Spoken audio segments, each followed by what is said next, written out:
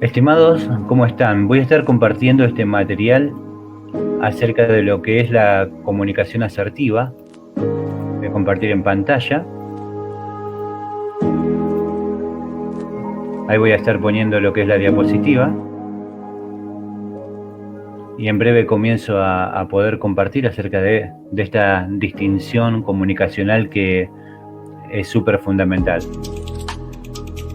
Voy a bajar un poquito lo que es el volumen de la música. Y esta distinción comunicacional es un acto del habla, saber cómo comunicar, darnos a entender. Es una guía de entrenamiento que preparé a fin de poder acompañar procesos de una persona que le cuesta establecer la relación de confianza con otro y necesite por ahí mejorar sus resultados. Básicamente consta de dos partes. Una columna izquierda, que está la sección de la persona que está aprendiendo. Acá se le va a pedir que lea, que se informe. Y del otro lado está la sección del que enseña, donde vamos a poder preguntar y vamos a tener unos datos para poder de esta manera guiar lo que es la guía de entrenamiento. Así que voy a comenzar con lo que es la sección del que aprende, con el primer axioma de la comunicación, que es imposible no comunicar. ¿Y por qué decimos que es imposible no comunicar? Que siempre estamos comunicando, porque el ser humano es un ser lingüístico que utiliza la razón, que utiliza el cuerpo para poder expresarse y de esta forma puede darse a entender, interactuar. Así que es importante los principios que voy a abordar y después si necesitas tener esta guía te puedo pasar el PDF por cualquier red social que establezcas. Así que en primer lugar, la teoría de la comunicación, cuyo principal autor fue Paul Watzlawick, nos presenta 5 axiomas, es decir, hay 5 proposiciones o enunciados tan evidentes que no se consideran que requieran demostración, pero que vamos a tomar ahora y a desmenuzar en sus 5 partes para fines prácticos de entendimiento de nosotros que somos comunicadores. Paul Watzlawick fue un teórico, un filósofo y psicólogo austríaco, fue nacionalizado estadounidense y es uno de los principales referentes respecto a la teoría de la comunicación humana y el constructivismo radical. Es un importante referente respecto a lo que es terapia familiar, terapia sistémica y en general, bueno, también de la psicoterapia. El primer axioma que él establece de la comunicación es que es imposible no comunicar. Nos es imposible no comunicar, siempre estamos comunicando, independientemente de nuestra capacidad o voluntad. Y es que comunicarse no es solo hablar o no hablar, o todo acto que hacemos o incluso de aquellos que omitimos, sino que tiene un significado que puede ser percibido o interpretado, alterando el comportamiento de los receptores, porque aún inclusive el silencio es comunicación, incluso el silencio es comunicativo. Que una persona, por ejemplo, esté en silencio y no hable, puede implicar que no quiere hablar con nosotros o decir algo a alguien, que está incómodo ante un tema, o puede implicar que está incómodo con esa persona concreta.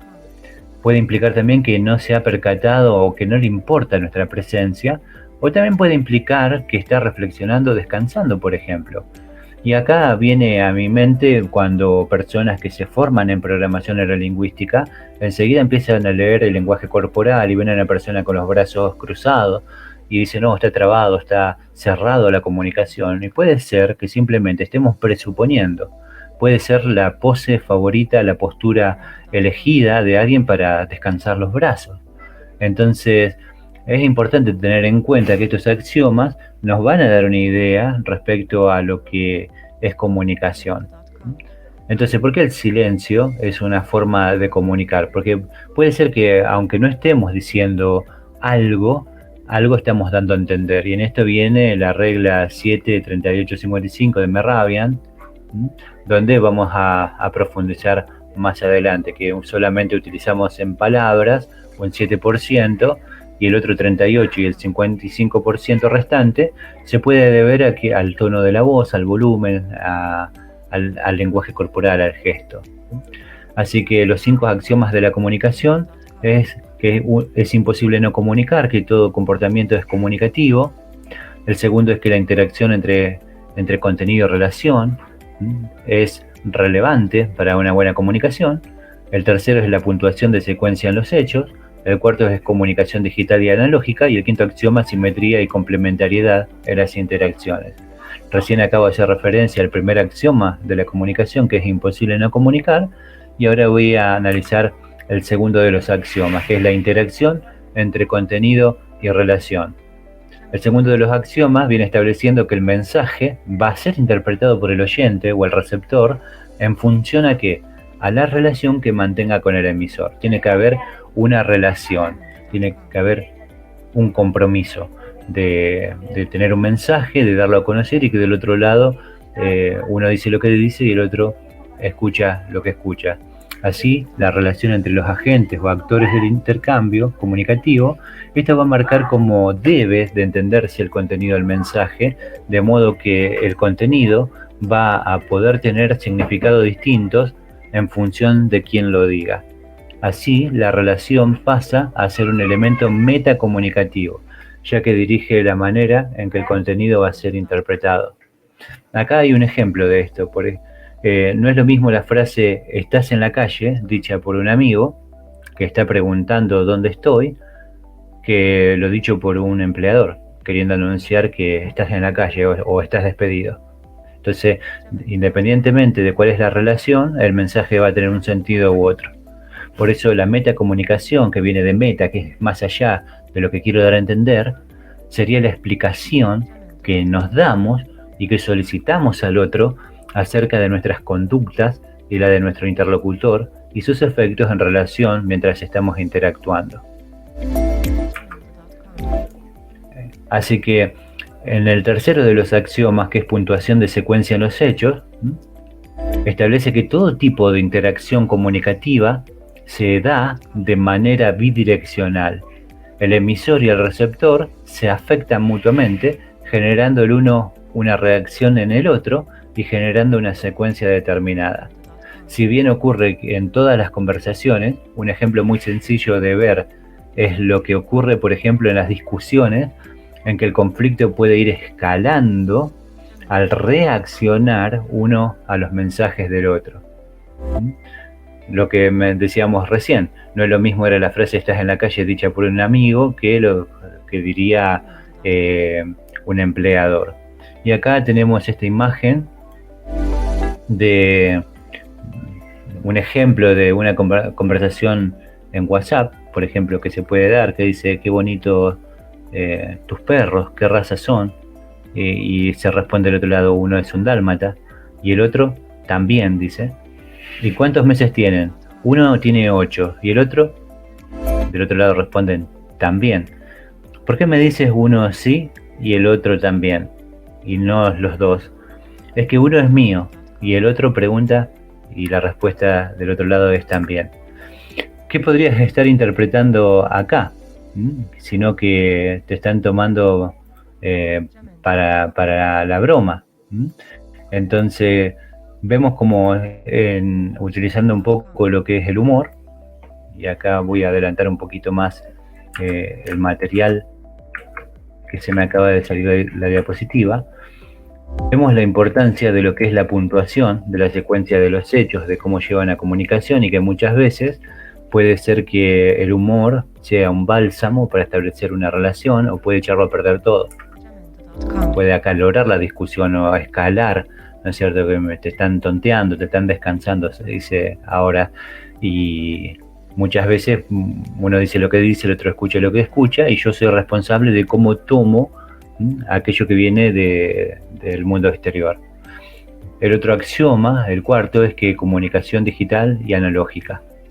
Y establece que a la hora de comunicarnos utilizamos y tenemos en cuenta tanto la comunicación digital como la analógica, es decir, tanto lo que se dice, generalmente lo verbal, que solamente es un 7% de lo que es comunicación, como la manera en que se dice, la comunicación no verbal, que es el otro 93%. Así, hay que valorar tanto las palabras como también otros aspectos, tales como son los gestos, el tono de la voz, la distancia, la posición. En ese sentido podemos interpretar cosas muy diferentes. Por ejemplo, si alguien nos dice "llegas tarde", sonriendo, o si nos lo dice con el ceño fruncido, con los brazos cruzados y batiendo el pie. iba a cambiar lo que es la significación del mensaje.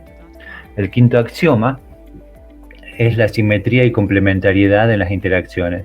Y en este último de los axiomas propuestos es especialmente relevante en el ámbito organizacional. Y viene a establecer que hay que tener en cuenta que puede haber relaciones de simetría o complementariedad en las relaciones comunicativas según si todos tienen el mismo rol o la misma posición de poder, o bien dicha relación es desigual. Esto va a ser determinante. Por ejemplo, en una relación de pareja simétrica, ambos miembros podrían expresarse en igualdad de condiciones y pactar cómo y hacia dónde va su relación, mientras que en una relación empleado-jefe, el jefe será el primero el que va a decidir dónde va a ir dirigida la empresa. Y por más sugerencias que hagas, siempre la última palabra la va a tener el que te emplea.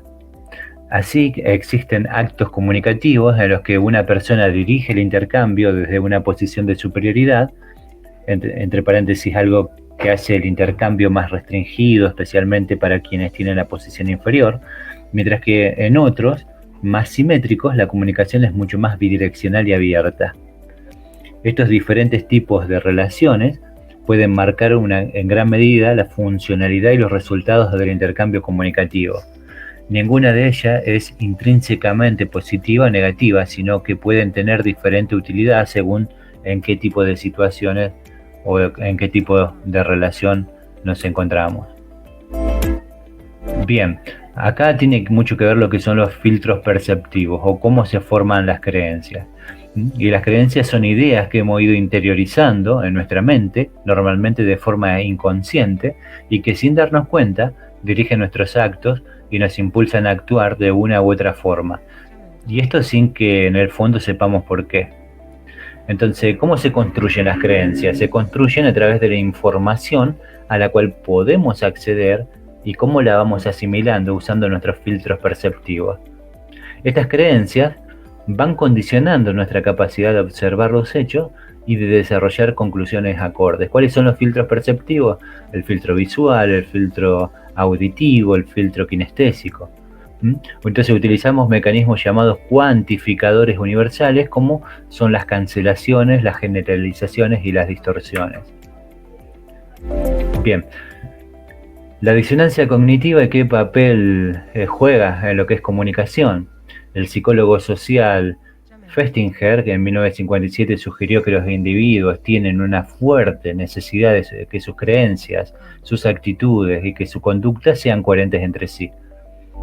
La disonancia cognitiva viene a hacer referencia a la tensión o desarmonía interna del sistema de ideas, del sistema de creencias y del sistema emocional, que son las cogniciones, que percibe una persona que tiene al mismo tiempo dos pensamientos que están en conflicto, o por un comportamiento que entra en conflicto con sus creencias. Es decir, el término se refiere a la percepción de incompatibilidad de dos cogniciones simultáneas, todo lo cual puede impactar sobre los comportamientos que emplea un individuo frente a la vida.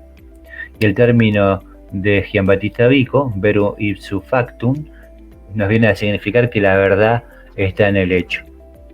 Y un ejemplo de esto está en la sabiduría del rey Salomón, cuando está ante este incidente de que había dos madres y una tiene un hijo que fallece y se lo intercambia a la otra madre.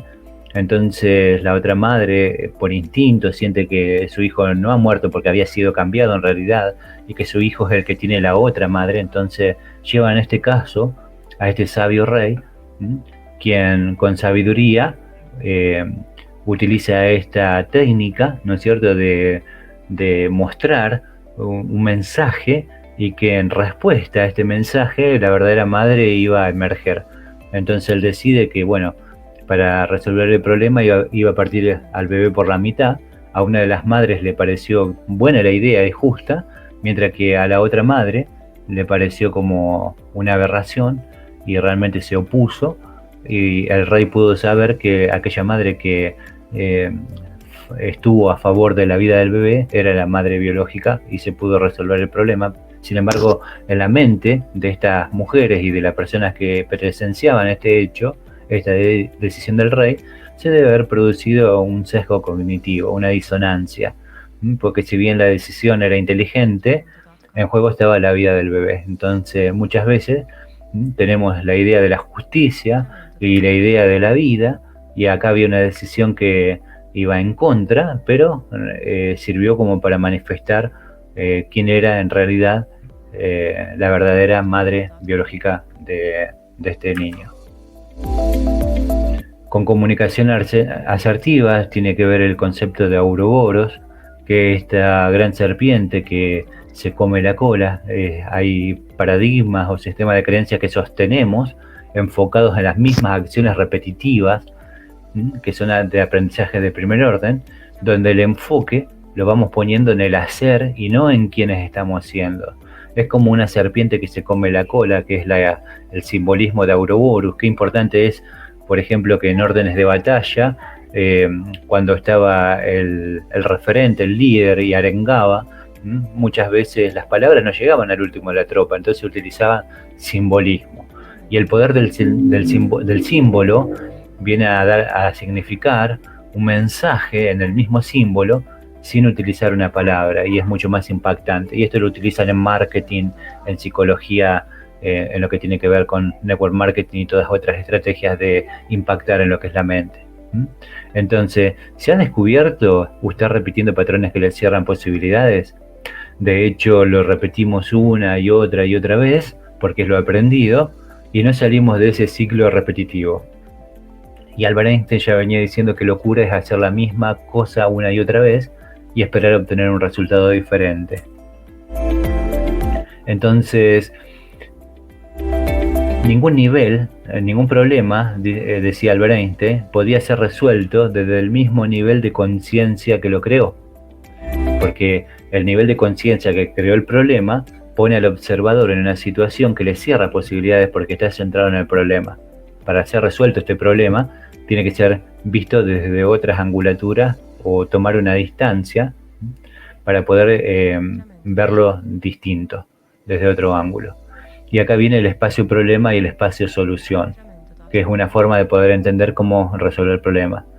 Como estamos siempre comunicando, lo que la comunicación asertiva nos aporta es la habilidad para responder, pero no desde el espacio problema, donde está el conflicto, sino para responder desde el espacio solución, que es el de apertura de posibilidades. Así que hay una situación que es el círculo celeste, y después, como está más sombreado el espacio problema, cargado de problemas, y para poder solucionarlo tenemos que salir de ese espacio al espacio solución, al espacio que está también fuera de nuestro punto de vista, que podría ser observar el contexto, observar el escenario completo, porque muchas veces el espacio problema puede estar significando estar mirando el árbol y no poder discernir el bosque que hay alrededor. Entonces necesitamos alejarnos un poquito o amplificar la visión, y viene la historia de el águila y la gallina, el águila que se había criado entre gallinas, que cuando pudo elevarse y amplificar su visión, se dio cuenta que tenía corazón de Dios. Entonces vemos que ningún problema puede ser resuelto desde el mismo nivel de conciencia que lo creó. Y en esto el modelo comunicacional es súper fundamental, porque el modelo comunicacional, que en su viejo paradigma fue tomado del mundo de la tecnología, de la ciencia informática, de la ciencia computacional, y consta básicamente de sistemas de entrada y salida. Es decir, que hay un emisor, un mensaje, ruidos, interferencias, se codifica y se decodifica dicho mensaje, llegando así al receptor. Y el viejo modelo comunicacional fue funcional para su época, fue diseñado para máquinas y fue orientado a resultados, pero ya no es funcional para el ser en estos tiempos, ya que si bien habitamos cuerpos biológicos y se dice que los cuerpos son máquinas biológicas, las personas son seres emocionales que razonan. Entonces su enfoque está centrado en el mensaje. El viejo modelo comunicacional o el viejo paradigma comunicacional está centrado solamente en el mensaje, en la recepción y la entrega del mismo, pero deja de lado al observador y su mundo emocional, la tonalidad de la voz, el poder de la expresión, y otros, etcétera. Entonces, el viejo modelo comunicacional, el tradicional, si bien contempla aspectos del ser como la corporalidad y el lenguaje, no contemplaba la emoción y por esto es obsoleto para estos tiempos. Y el nuevo modelo comunicacional, el nuevo paradigma, en cuyo compromiso está con hacer que las cosas sucedan, está centrado no en el mensaje en sí, que el mensaje solamente tenía hechos y juicios, que el compromiso estaba con describir lo que estaba pasando, sino que ahora el nuevo modelo comunicacional incluye el mundo emocional del sujeto y lo transforma en un nuevo observador, porque el compromiso está con hacer que las cosas pasen. Y en esto integra como habilidades conversacionales actos del habla como las declaraciones. Y esto te lleva a pensar en qué quiero que pase. Y entonces, cuando uno responde qué quiere que pase, declara y se crean nuevas posibilidades porque el lenguaje declarativo o generativo crea realidad. Y las herramientas del habla, que incluye el nuevo modelo comunicacional, son los pedidos, las ofertas, las promesas. Antes te llegaba un mensaje y entonces vos lo recibías y lo interpretabas. Y no daba lugar a que pudieses preguntar. A ver, ¿a qué te referís con esto? Bueno, en el nuevo modelo comunicacional, como este mensaje me está molestando y no lo pudimos hablar cara a cara, entonces yo te pregunto, ¿a qué te referís con esto? Cuando dijiste esto y esto, ¿qué querías dar a entender? Yo quería dar a entender esto y esto. Ah, porque yo interpreté esto. No, estás equivocado. Entonces, bueno, vamos a conversarlo personalmente. Entonces, habría muchas más posibilidades y por esto es funcional para nuestros tiempos. Bien, siempre estamos en conversaciones, al ir, al venir, al entrar, al salir, mientras dormimos, aun cuando estamos en silencio. Siempre estamos comunicando. Y el lenguaje generativo del nuevo paradigma comunicacional, porque incluye el mundo emocional dentro de lo que es el mundo que estábamos haciendo referencia anteriormente, que es el mundo interno en fusión con el mundo externo, es como que viene a rescatar al observador en su integridad, con tanto cuerpo, lenguaje y emoción. Entonces el lenguaje generativo crea nuevas realidades, porque centra nuestro compromiso con hacer que las cosas pasen y hace que podamos establecer pedidos, ofertas, promesas, declaraciones. Podemos crearnos, podemos reinventarnos en este nuevo paradigma en una manera diferente por medio de nuestras conversaciones. Poniendo en práctica los actos del habla antes mencionado, puedo por medio del lenguaje generativo preguntar entonces qué quiero y a partir de allí abrir nuevas posibilidades de acción. Y en esto tenemos en cuenta lo que son los postulados básicos del nuevo modelo comunicacional, que son postulados ontológicos, donde se define que interpretamos a los seres humanos como seres lingüísticos, interpretamos al lenguaje como generativo, e interpretamos que los seres humanos se crean a sí mismos en el lenguaje y a través de él. Así que si tenemos que preguntarnos cuánto tiempo estamos en conversaciones, siempre estamos en conversaciones, siempre estamos haciendo juicios, siempre estamos emitiendo sentencias, siempre estamos interpretando. Todo es una conversación y si todo es una conversación, cuando no estoy logrando los resultados que deseo, ¿qué está faltando ahí? Estaría faltando una conversación, pero estaría faltando una conversación diferente, una conversación distinta, una conversación distinta a la que estamos teniendo. Conversaciones más frecuentes que solemos tener son las del pero y las del por qué. Y acá tenemos que prestar atención, tener cuidado, porque las conversaciones del pero y la de los por qué son las de las excusas y son las de las explicaciones. Mira, no tuve resultados, pero... o no tuve resultados porque... y ahí viene como la justificación. Y la excusa siempre agrava la falta, porque pone el foco en describir por qué razón no tuve resultados, en vez de declarar lo que sí quiero para abrir nuevas posibilidades. Tienen en común las conversaciones del pero y las del por qué el uso del lenguaje descriptivo. Entonces, explicar o excusarme me abre o me cierra posibilidades. Ciertamente me cierra posibilidades, porque estoy dando explicaciones de por qué fracasé. Entonces las limitaciones vienen a ser mentales y acá pongo el techo cuando estoy explicando, o sea, no logré esto porque no fui suficiente. Entonces ahí estoy poniendo como un techo. Y Las creencias limitan en cierto sentido y entonces siempre estoy ahí estancado. Y las limitaciones en las creencias son mentales, son de base de ideas, y con base en las creencias que están actuando de barrera lingüística y emocionales. Entonces, cuando estoy excusándome o explicando mi falta de resultado, ¿dónde están mis posibilidades ahí? En el nuevo modelo comunicacional, la posibilidad está fuera de nuestros puntos de vista. No está centrado en por qué no generé resultados, sino qué recursos no estoy utilizando. ¿Qué recursos hay allá afuera que puedo usar a través del lenguaje generativo, haciendo declaraciones, pedidos, ofertas o promesas? ¿A quién puedo hacerle esta oferta de esta habilidad, este don que tengo, y entonces negociar? Y acá voy a estar abriendo la puerta a nuevas posibilidades. En el nuevo modelo comunicacional hay puntos clave. La clave está en el diseño de conversaciones diferentes para la coordinación de acciones consensuales con otros,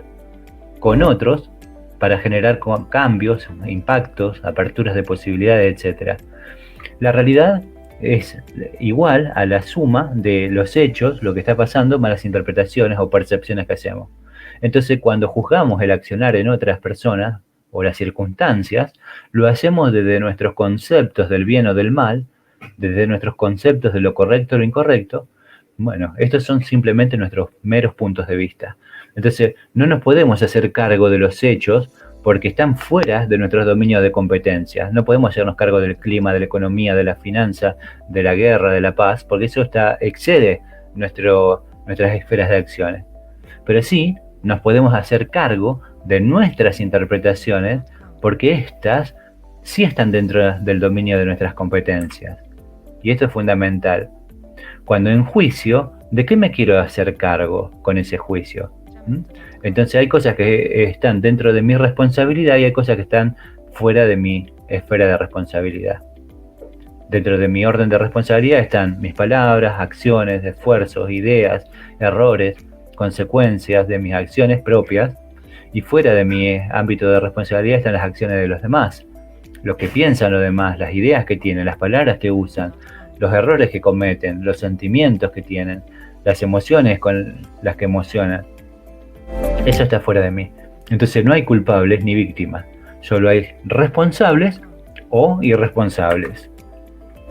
Entonces, el nuevo modelo comunicacional que utiliza el lenguaje generativo está basado en declaraciones, pedidos, ofertas y promesas que apuntan al futuro a hacer que las cosas pasen.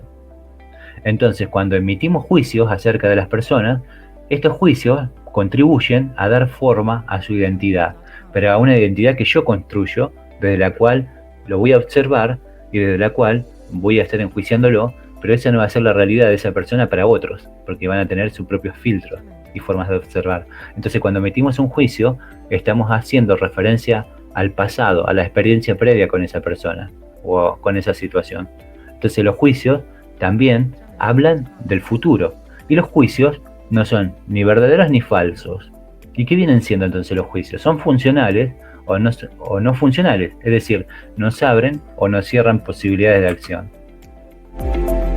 Entonces, si querés que algo pase en tu vida, lo vas a lograr estableciendo relaciones de confianza, ya que al ser seres sociales, habitamos en comunidades y nos transformamos en las conversaciones que mantenemos con nuestros pares.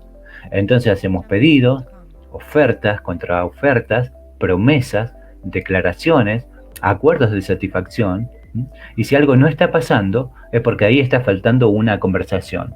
Supone que el otro sabe o tiene que saber, nos deja donde estamos sin avanzar, porque estamos suponiendo que el otro entendió, a lo mejor el otro no entendió nada.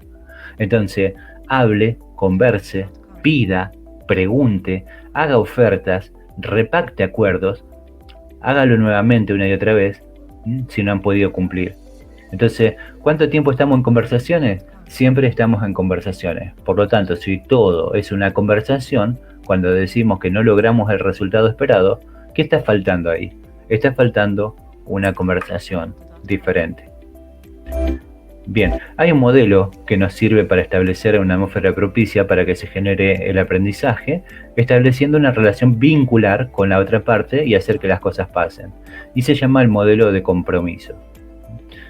Entonces, la eficacia que usted tenga para lograr resultados dependerá primordialmente de dos factores fundamentales, que son su forma de ser, o cómo es usted, y su manera de hacer las cosas. Y este modelo consiste en preparar, invitar, verificar y resolver dudas. Respecto a este modelo de compromiso con hacer que las cosas pasen, en esta fase de preparamos a las personas para que puedan sentir que queremos aportar valor a su vida. Y hay que recordar lo siguiente: a ellos no les importa quién es usted, ni el título que usted tenga, ni la certificación, hasta que ellos sepan y sientan que usted se preocupa por ellos. Cuando usted demuestre amor, interés y afecto por el otro, entonces ahí se van a abrir. Entonces preparar consiste en llegar a conocerlo, basarnos en creencias que tenemos en común. Entonces es poco inteligente destruir las creencias o lo que está creyendo el otro o interpretando y pretender establecer una relación. Al contrario, vamos a destruir los vínculos. Entonces esto también requiere un poco de inteligencia social, un poco de inteligencia emocional. Y usted prepara a las personas estableciendo relaciones de confianza, acompañándolas en el proceso para que puedan sentir que usted se preocupa por ellos y establecer conversaciones y averiguar. Entonces, ¿cómo establecer relaciones de confianza? Las relaciones de confianza se construyen o fluyen espontáneamente. Bueno, la confianza es algo que se construye. Y es un juicio también la confianza que está basado en hechos pasados.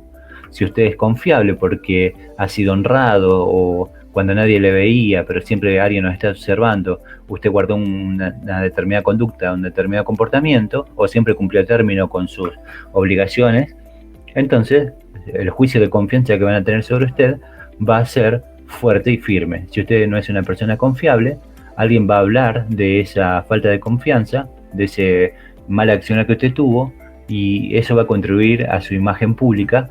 Entonces, cuando pregunten por usted, van a tener una historia, un relato. Sin embargo, bueno, no hay que comprar los relatos, pero la confianza es algo que se construye. No compramos los relatos a la primera cuando nos cuentan, porque siempre lo hacemos de nuestras interpretaciones, y esas interpretaciones pueden deberse a información equivocada, puede deberse a filtros, a paradigmas o a interpretaciones equivocadas. Pero la confianza es algo que se construye y es una esperanza firme que una persona tiene en que algo suceda. Así que, como modelo para preparar, estableciendo relaciones de confianza, nos preguntamos qué es la confianza, qué involucra la confianza y con qué fin confío cuando confío, y quién soy cuando estoy confiando, y qué juicios emergen cuando confío. Entonces, la Real Academia de la Lengua define la confianza como la esperanza que se tiene de alguien o algo, la seguridad hacia uno mismo, la opinión sobre sí mismo, el ánimo, el aliento, el vigor para obrar, la familiaridad o la libertad excesiva, o el pacto o el convenio entre dos o más personas en el comercio. Como lo indica la palabra, está compuesta por el prefijo con, que da a significar alguien más, y fiar, que da a significar creer seguro en. Por lo tanto, la palabra confianza se construye desde el creer y a su vez el creer se construye desde la seguridad. Si creemos seguramente en algo o en alguien, es porque confiamos en ese algo o alguien. Creer es confiar, y cuando confiamos nos permitimos abrirnos a nuevas posibilidades y nos permitimos crear. Entonces, junto con la palabra confiar viene la palabra cultivar, y es muy interesante porque es un verbo que es consecuencia de haber elegido una semilla o una creencia o un acto, haber preparado la tierra, haberla sembrado y haber brindado los cuidados necesarios para facilitar el crecimiento a fin de poder cultivar y cosechar. Por eso, cultivar confianza sería la frase correcta. Y es la habilidad, el cultivar confianza o competencia conversacional de nosotros con otras personas que nos permite co-crear futuros posibles en la conversación. Entonces, la seguridad son todas aquellas acciones que tomamos para proteger, en este caso, una relación, cuidando conscientemente el contexto. Por eso vamos a actuar en coherencia y vamos a vivir en honor. Para ello necesitamos generar conversaciones que estén fundamentadas en nuestra capacidad de hacer acuerdos y de poder cumplir con lo mismo. Por eso es un compromiso. La confianza es una habilidad y también una competencia que, a modo de ejemplo, podemos comparar con una silla de 3 patas que la sustentan, significando cada una de las patas un atributo que mantienen la estabilidad de la relación y que, faltando cualquiera de ellos, generaría desestabilización de la relación. Entonces, como una silla con 3 sustentos o patas que involucran lo que es la sinceridad, la confiabilidad y la competencia. Son 3 atributos. Y el atributo de la sinceridad tiene que ver con la habilidad de ser veraz. Y esto tiene que ver con nuestra consecuencia y congruencia con lo que pensamos, decimos o hacemos. Tiene que ver con el concepto de integridad.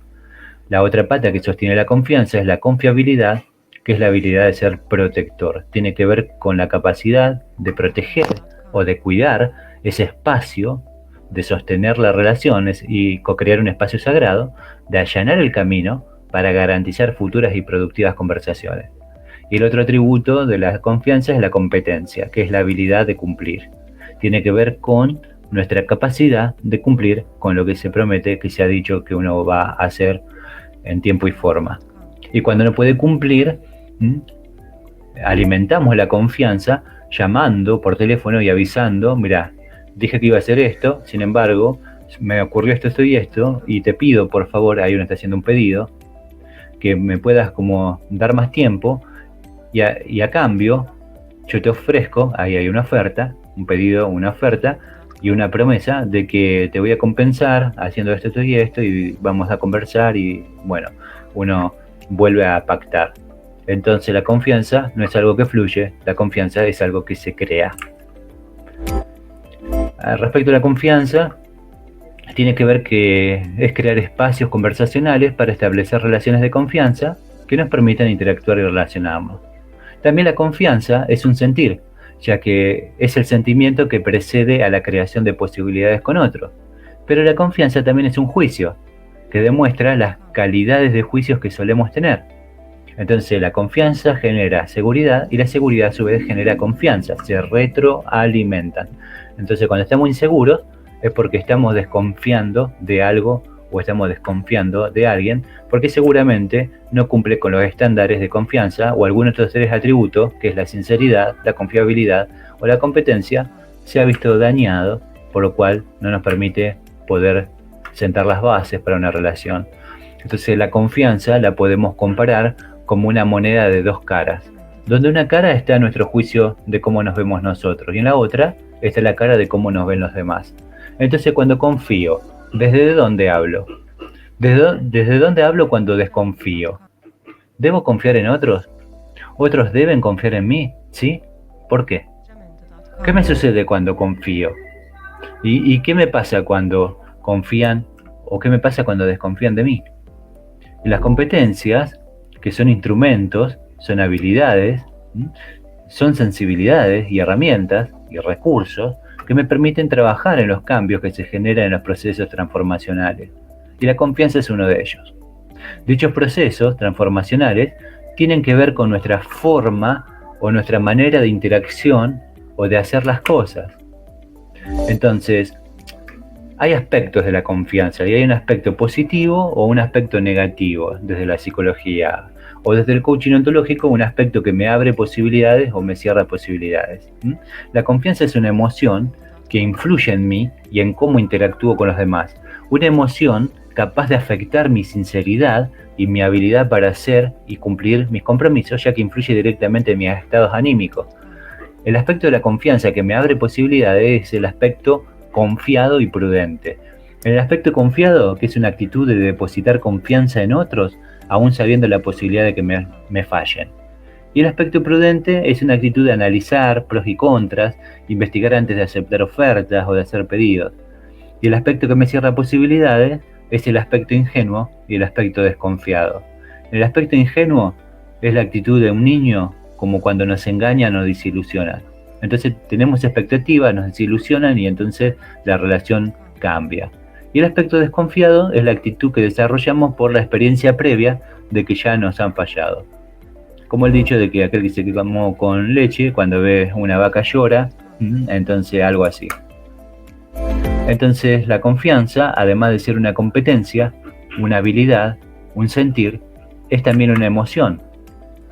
No solo soy lo que digo que soy, sino que también soy lo que los demás dicen de mí, y esto con base a mi interactuar, a la imagen que voy creando al cumplir o no cumplir mis compromisos. Entonces, cuando una persona tiene confianza en sí misma, esa confianza actúa como una emoción. Y esta emoción nos genera el poder de trascender nuestros discursos históricos. Entonces puedo desarrollarme personalmente en toda la plenitud de mi estatura de posibilidad. Esa plenitud de la estatura de posibilidad es una estructura organizada de confianza en uno mismo, en los demás y en el proceso en general. Esto abre nuevos espacios y escenarios también que son específicos de posibilidades de acción e interacción. La confianza y la seguridad me permite co-crear la relación basada en los atributos de la sinceridad, la competencia y la confiabilidad. Esto me permite crear una atmósfera propicia, que llamaría así, para establecer la relación de confianza que abren posibilidades de desarrollo potencial de mejora continua de la relación. Y esa mejora se da desde la confianza y desde la seguridad. De ahí que es uno de los estándares que hacen a un coach eficiente. Un coach valida a su cliente como un otro en la convivencia, respeta sus sistemas de creencia, empatiza con la emoción de su cliente y no impone esos puntos de visión. Y en esto la distinción de empatía, que no es estar en el lugar del otro y entender, sino que es conectar con la emoción que el otro está teniendo, y esto de nuestros recursos internos de experiencia adquirida y no desde la imaginación. Desde, me imagino cómo te debes sentir. Eso no es empatía. Entonces, la confianza genera un poder social porque nos permite aceptar y validar al otro como un otro en la convivencia, porque el ser humano es un ser social y habita en comunidad. Entonces, la confianza tiene que ver con la serena dignidad, y la serena dignidad nos llevará a adquirir más seguridad. La serena dignidad nos abre puertas y esas aperturas co-crean espacios de creación de cosas. No hay seguridad sin confianza, así como no hay confianza sin seguridad. Entonces, cultivar confianza y seguridad dan como fruto un estado de gratitud, serenidad y altruismo desde los cuales se puede efectuar cambios. La confianza es la base de las relaciones y relacionarse es comunicarse. Y como todo es comunicación, la comunicación asertiva también se asienta sobre la confianza. ¿Por qué? Porque establecemos relaciones de confianza para interactuar. Y esas interacciones tienen que ver desde el ámbito comercial, desde el ámbito financiero, desde el ámbito afectivo, desde el ámbito social y todo otro tipo de sistemas en los cuales nosotros interactuamos como seres sociales. Y hay algunos postulados. La relación de confianza se crea, se establece y se genera. La confianza es un juicio que está basado en nuestros estándares, y esos estándares son nuestros valores, nuestros atributos. Dignidad de confianza es la capacidad de cumplir con los acuerdos. Y la coherencia es la capacidad de ser consecuente con quien decimos que somos. La habilidad es una competencia en algún dominio. Y el compromiso es la capacidad que tengo de involucramiento y de la concreción de ese involucramiento. Y está el ciclo de la confianza, cómo pasamos de la confianza a la desconfianza y a su vez de la desconfianza a la confianza. En el proceso de la construcción o generador de confianza, co-creamos la relación tomando decisiones y coordinando acciones con base a nuestros juicios, producto de cómo vamos emocionando. Entonces estamos en un aspecto desconfiado, entonces fundamos juicios, estos juicios nos abren posibilidades, nos permiten coordinar nuevas acciones, generamos confianza y entonces el ciclo se convierte en un ciclo virtuoso. Pero si vamos declarando y no cumpliendo con esos compromisos, no somos consecuentes ni coherentes ontológicamente con lo que decimos, sentimos, emocionamos, entonces vamos a estar destruyendo ese puente y vamos a generar desconfianzas en otro y entonces se va a convertir en un ciclo como vicioso, porque si pasa mucho tiempo en que me fijo metas y objetivos, no los cumplo, se va a transformar en un hábito, y ese hábito va a ser una costumbre y un estilo de vida, y entonces eso va a afectar lo que es mi imagen pública o cómo me ven los demás. Entonces, acompañándola en el proceso para que puedan sentir, preparamos a las personas.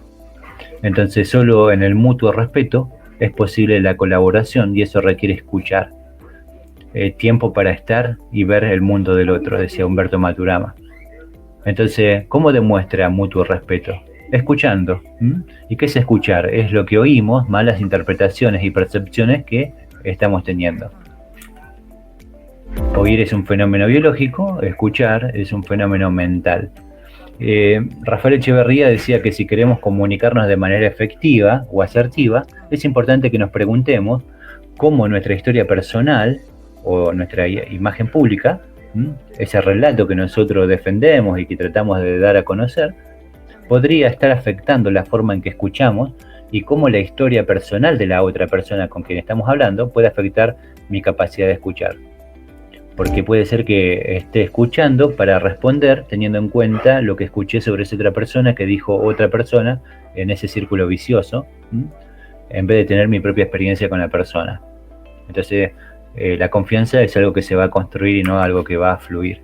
Aunque va a fluir también después de cultivarla, y mientras voy haciendo cosas, voy teniendo más confianza en las habilidades que dentro de la zona de confort voy acumulando más destreza, más habilidades, y la zona de confort no la voy a ir perdiendo, sino que es algo que me va a acompañar internamente, atravesando la zona de pánico, atravesando la zona de miedo, llegando a la zona de concreción de cosas. La zona de confort siempre me va a acompañar porque está compuesta de todos aquellos saberes y experiencias pasadas. Entonces, ¿cómo vamos a preparar? Vamos a preparar estableciendo conversaciones. Y vamos a distinguir que hay dos formas de conversar. Hay conversaciones públicas y hay conversaciones privadas. Las conversaciones públicas, en las cuales usamos palabras o cualquier otro tipo de lenguaje, aún el lenguaje corporal, en el formato de diálogo. Y las conversaciones privadas son aquellas conversaciones que mantenemos con nosotros mismos, en nuestra mente, con nuestros pensamientos, más allá de que seamos conscientes que las estemos teniendo o no. Así que vamos a distinguir entre estas dos formas de conversar. Las conversaciones públicas son las que mantenemos con otros y con el medio. Aun si alguien me pregunta algo y yo lo ignoro, algo estoy comunicando, y ese algo que estoy comunicando habla o refleja más de quien actúa que de quien recibe la acción. El primer axioma de la comunicación de Paul Watzlawick: es imposible no comunicar, aún el silencio comunica. Así, puedo hacer emerger mi responsabilidad, que es la habilidad para responder, y hacerme cargo de los resultados que esté obteniendo o de la falta de estos resultados. Entonces, cuando no estoy obteniendo los resultados deseados, es porque allí no se está llevando una buena comunicación por medio de la calidad de las conversaciones que estoy manteniendo. Entonces, los resultados que obtengo están directamente relacionados con el tipo de relación que mantengo con mis conversaciones públicas o privadas. ¿Cómo es esto? El ser humano es un ser social que habita en comunidad, dijimos, y que se transforma en las conversaciones que mantiene con sus pares. Y uno de los postulados básicos de la ontología es que define al ser como un ser lingüístico, pero no porque tiene la capacidad de conversar, sino que es un ser lingüístico porque, a diferencia de las otras especies, tiene la capacidad de razonar y de elegir qué tipo de relación va a mantener con otros y con el medio donde desarrolla su interacción. Entonces, definimos que el lenguaje no es inocente. Cada vez que emitimos una palabra, esa palabra refleja lo que hay en la persona, el tipo de pensamiento en el que está en ese momento, y el tipo de observador y estados anímicos que está habitando. Entonces, existen dos posibilidades de conversar en cuanto a la forma o a la manera. Una de manera descriptiva, y la otra es de una forma generativa. La manera descriptiva me permite, por medio de las afirmaciones, describir, valga la redundancia, los hechos, haciendo que simplemente estemos contando lo que está sucediendo. Hoy es un día feo porque está lloviendo. Simplemente no va a cambiar el clima decir eso. Y va a haber una queja, no se puede hacer nada, y detrás de esa queja hay un pedido, o sea, ¿qué me estás pidiendo? Entonces simplemente estoy describiendo. Por ejemplo, si estoy hablando de crisis, de enfermedad o de desempleo, de miedo o de cómo está el clima, como hicimos mención recién, o la situación económica, estaremos conversando y emitiendo juicios de valor y contando hechos. La manera generativa, al contrario, de usar las palabras, me permitirán crear una nueva realidad, generar conversaciones para la coordinación de acciones que abrirán más posibilidades de acción y sus elementos para crear esa nueva realidad. Entonces, si me quedo en la fase descriptiva, simplemente voy a entrar en el modo queja y las cosas van a estar como están. Pero si yo no quiero eso, entonces ¿qué quiero? Y empiezo a utilizar la fase generativa del lenguaje a través de las declaraciones, de los pedidos, de las promesas, voy a estar creando una nueva realidad. Entonces, para establecer conversaciones y preparar el ambiente propicio para que se genere los resultados, estos actos del habla, como los pedidos, las ofertas, las contraofertas, las declaraciones y las promesas, son fundamentales a desarrollar. Entonces, a ver, preparamos averiguando también, y averiguamos haciendo preguntas abiertas a la posibilidad, que no se responde con un simple sí o con un simple no. Entonces, cuando decís esto, ¿a qué te estás refiriendo? ¿Qué es esto para vos? Podemos preguntar. Cuando decís esto, ¿en qué área concretamente? ¿O cómo podría ayudarte a lograr tus metas? Entonces, son preguntas del qué. Son preguntas del quién, del para qué, del cuándo o del dónde. Entonces, son estas preguntas abiertas a más conversaciones. Y la otra fase del modelo era invitar. Las invitaciones son claras y sencillas y directas. ¿Leerás? ¿Asistirás? ¿Venís? Entonces, sí se contestan con un sí o con un no y son cerradas. Invitamos a las personas a contraer un compromiso específico. Son más efectivas cuando se efectúan en tiempo hacia futuro. Y verificamos que las personas estén cumpliendo con los compromisos contraídos. Si por alguna razón no estuvieran cumpliendo con los compromisos contraídos, con los compromisos que ellos de sus propias bocas declararon, averiguamos el motivo, preparamos y volvemos a extender la invitación. Si dijeron que me iban a entregar un trabajo a tal hora el día de mañana y llegó el día de mañana y a esa hora no me entregaron el trabajo y ni siquiera me llamaron, no cumplieron con su compromiso, eso va a dañar su imagen pública porque me voy a formar un juicio de que esta persona es alguien que promete y no cumple, y entonces voy a estar en el viejo paradigma. Y si paso al nuevo paradigma, porque soy un nuevo observador, voy a llamar y voy a preguntar, mira, ayer quedamos en esto y esto, pasaron tantas horas o tantos días y no entregaste el trabajo como habíamos quedado, ¿qué pasó? Y entonces la otra persona va a explicar, y si bien va a estar dando una explicación de por qué no pudo ser eficiente, me va a permitir a mí poder sentar las bases nuevamente para una nueva relación. Voy a poder volver a confiar o no. Entonces, de esta forma voy a poder tener el control de la situación para poder responder ante futuros eventos. Entonces, también me va a permitir este modelo poder resolver dudas. El modelo de compromiso es flexible y es probable que aparezcan dudas o preocupaciones que puedan impedir que las personas cumplan con sus compromisos contraídos. También es probable que necesite resolver dudas o preocupaciones a lo largo de todo el proceso mientras prepara, invita o verifica. Bien, y hasta acá fue como utilizando el modelo de compromiso, que consiste en preparar, en invitar a las personas una vez que estén preparadas, verificar que estén cumpliendo con su compromiso, resolver cualquier duda que pueda surgir en el proceso. Tener en cuenta que es eso, es un proceso que va a involucrar la generación de confianza y que voy a cultivar confianza y seguridad, y que a través del cultivo de confianza y seguridad voy a poder tomar decisiones respecto a cómo comunico un mensaje, teniendo en cuenta los 5 axiomas de la comunicación. Entonces, es imposible no comunicar, y a la hora de comunicar, tener en cuenta que este observador nuevo que emerge ante estos tiempos es un nuevo comunicador. Entonces, estamos interpretando todo el tiempo, y entonces podemos sentar las bases con algunas herramientas comunicacionales para poder darnos cuenta de por qué no estamos logrando los resultados que nos estamos proponiendo, y de esta forma vamos a poder volver a tomar decisiones, hacer los cambios necesarios, y entonces de esta forma vamos a poder estar orientados hacia futuro de posibilidades de concreción de resultados para nosotros. comunicación asertiva, una guía de entrenamiento que voy a dejar por acá y lo comparto en los grupos, y es una habilidad y una herramienta fundamental para estos tiempos.